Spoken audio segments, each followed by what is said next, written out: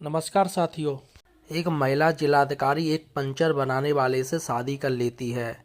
ऐसी क्या मजबूरी आन पड़ी उस महिला जिलाधिकारी के सामने, जानते हैं सच्ची घटना में।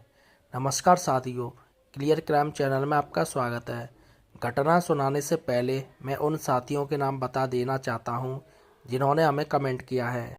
तो साथियों, पहला कमेंट है सहारनपुर से, दूसरा कमेंट है डॉक्टर AK अग्नोत्री जो कि प्रयागराज से हैं, और तीसरा कमेंट है अशोक कुमार जो कि दिल्ली के रहने वाले हैं। आप भी अपना नाम और शहर का नाम ज़रूर लिखें। आपका भी नाम अपने चैनल पर दिखाऊंगा। इसके साथ ही चैनल को सब्सक्राइब भी कर लीजिए। ये जो घटना है वो मध्य प्रदेश के ग्वालियर ज़िले की है, जहां पर नई जिलाधिकारी निधि सिंह को पहली तैनाती मिली थी। सूरज की पहली किरणें जब शहर की इमारतों पर पड़ती थीं तो शहर के लोग अपने अपने काम पर निकलने लगते थे। आज का दिन अन्य दिनों जैसा ही था, लेकिन इस दिन महिला जिलाधिकारी निधि सिंह की ज़िंदगी में एक नया मोड़ आने वाला था।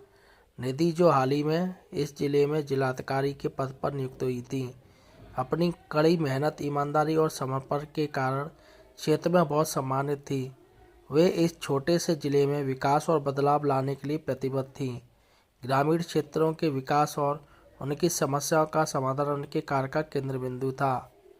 आज सुबह भी निधि सिंह ने कुछ गांव के दौरों की योजना बनाई ताकि ग्रामीणों की समस्याओं को बेहतर ढंग से समझा जा सके। दौरे के दौरान भी अपनी सरकारी गाड़ी में ड्राइवर के साथ चल पड़ी। जैसे जैसे गाड़ी गांव की ओर बढ़ रही थी, चारों ओर हरियाली और खुले आसमान का दृश्य उन्हें सुकून देने लगा। यह शहरी जीवन से अलग, शांत और प्राकृतिक वातावरण था। निधि के मन में विचार आ रहे थे कि इस क्षेत्र में वह किस प्रकार नए नए विकास कार्यों की शुरुआत कर सकती हैं। गाड़ी लगभग आधे रास्ते में पहुंची थी। अचानक एक झटके से साथ गाड़ी रुक गई। ड्राइवर ने तुरंत गाड़ी से उतरकर देखा तो पाया कि गाड़ी का आगे का एक टायर पंचर हो गया था। यह स्थान शहर और गांव के बीच का एक सुनसान इलाका था, जहां दूर दूर तक कोई सहायता नजर नहीं आ रही थी। ड्राइवर ने कहा, मैडम, आसपास कहीं से पंचर ठीक करवाने वाले की तलाश करनी होगी, वरना यहाँ रुकना पड़ेगा। निधि ने सहमति से सिर हिलाया और कहा, ठीक है, देखते हैं। कोई आसपास मदद मिल सके तो अच्छा रहेगा। यह क्षेत्र थोड़ा वीरान था, इसलिए निधि ने अपने मोबाइल से अपने सहकर्मियों को सूचित करने की कोशिश की, लेकिन यहाँ नेटवर्क नहीं था। कुछ देर इंतजार करने के बाद उन्हें दूर से एक आदमी साइकिल पर आता हुआ दिखाई दिया। वह साइकिल पर टायर की मरम्मत का सामान लिए हुए था और ऐसा लग रहा था कि वह पंचर ठीक करने का काम करता है। उसने नज़दीक आते ही ड्राइवर से पूछा, भैया, क्या पंचर हुआ है? ड्राइवर ने उसे स्थिति समझाई।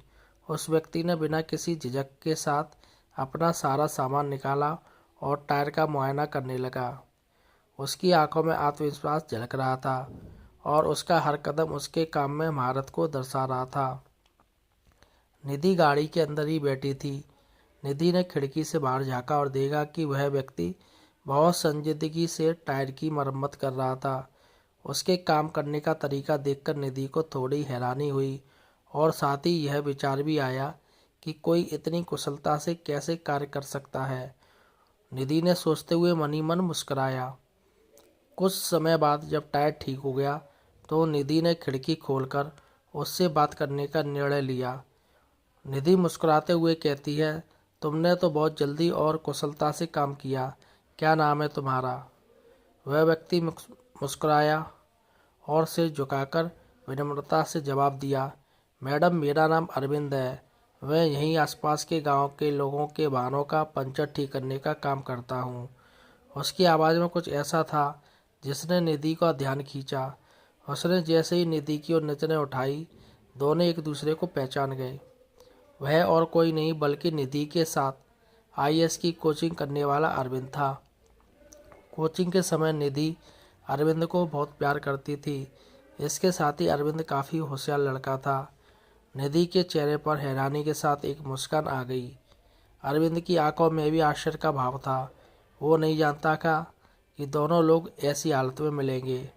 दोनों एक दूसरे को हैरानी नज़रों से देख रहे थे और जैसे ही दोनों को एहसास हुआ कि वे सामने खड़े हैं, वे ठाके मारकर हंस पड़े।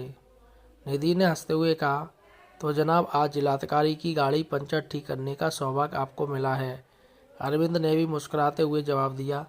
क्या पता था कि इतने सारे लोगों के पंचर ठीक करते करते जिलाधिकारी का भी काम करना पड़ेगा, और वो भी अपने ही दोस्त का। अरविंद ने निधि से पूछता कि तुम तो आईएएस कोचिंग के समय सबसे होशियार स्टूडेंट थे, फिर ये क्या हो गया? तुम्हें एक पंचर जोड़ने वाला काम क्यों करना पड़ा? अरविंद ने बताया, उसके पिता की पहले ही मौत हो चुकी थी। माँ मेहनत मजदूरी करके उसको पढ़ा रही थी। जिस दिन उसका आईएएस का इंटरव्यू होने वाला था, उसी दिन माँ का सड़क पार कर रही थी तो उनको एक ट्रक टक्कर मारकर चला गया। माँ को घायल अवस्था हॉस्पिटल ले जाता हूँ, जहाँ उनकी मौत हो जाती है। अरविंद अब साथ में चला जाता है और माँ की मौत पर पागल सा हो जाता है। उसके मामा उसको अपने साथ ले जाते हैं और वहीं अरविंद का इलाज करवाते हैं। धीरे धीरे अरविंद ठीक होने लगा और मामा की पंचर की दुकान थी, उसी पर वह भी हाथ बटाने लगा। मामा आज बीमार थे तो उसकी जगह मैं आया और आपसे मुलाकात हो गई। निधि की आंखों में आंसू थे। भगवान ने अरविंद के साथ कैसा खेल खेला। निधि यह सोचकर अंदर रोने लगी। उसने तय किया कि वह फिर से अरविंद की आईएएस तैयारी करवाने में मदद करेगी। यह अनोखी मुलाकात दोनों के रिश्ते में एक नयापन ले आई। उनके बीच प्यार और समझदारी तो पहले से थी, लेकिन इस घटना से उनके रिश्ते में एक खास तरह की आत्मीयता और अपनापन भर दिया। उन्होंने कुछ देर वहाँ एक दूसरे से बात की, पुराने किस्से याद किए और साथ में हंसी मजाक भी किया। अरविंद ने अपने इस साधारण जीवन के बारे में अपनी भावनाएं साझा की और निधि ने भी अपनी जिम्मेदारियों और चुनौतियों के बारे में बताया। निधि ने सोचा कि आज इस घटना के माध्यम से उन्हें एक ऐसा अनुभव मिला है जो शायद किसी सामान्य दिन में नहीं मिल पाता। जब दोनों की बातें खत्म हुई तो निधि ने अरविंद से कहा, मैं तुम्हारी मदद करना चाहती हूँ। मैं आज एक जिलाधिकारी हूँ, और तुम्हारे लिए मेरे दिल में अभी भी वही वाला समान प्यार है। क्या तुम्हारे अंदर भी मेरे लिए वही सम्मान और ऐसा निधि ने अरविंद से पूछा। अरविंद ने मुस्कुराते हुए जवाब दिया, जी बिल्कुल जिलाधिकारी साहिबा।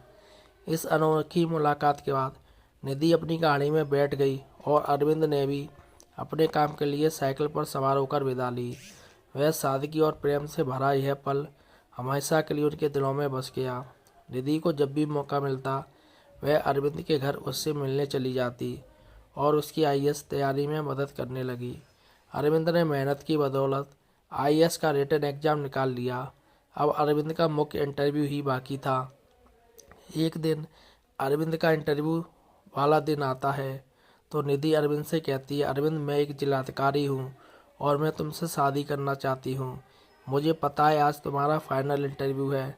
नतीजा चाहे कुछ भी हो, चाहे तुम पास हो या फेल हो, मुझे उससे कोई मतलब नहीं। मैं तुमसे शादी करना चाहती हूँ। अरविंद चौंक जाता है और शादी के लिए हामी भर देता है। उसके बाद वह इंटरव्यू के लिए चला जाता है।